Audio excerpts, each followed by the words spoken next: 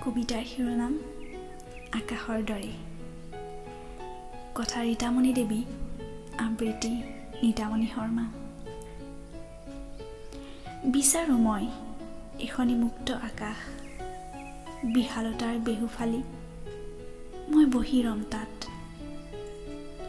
সুখৰ সফুৰা কঢ়িয়াই উৰি যাব এজাক বগাকৈ বগলী। নীলিম আকাশৰ স্বাধীনতাত গুণগুণাম মই এটি দুটি গীতৰ কলি। নীলা আবিৰৰ মাজতেই আঁকিম মই এখনি তোমাৰ প্ৰতিচ্ছবি।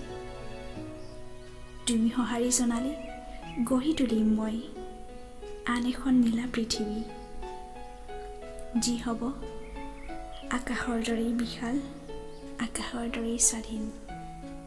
ধন্যবাদ।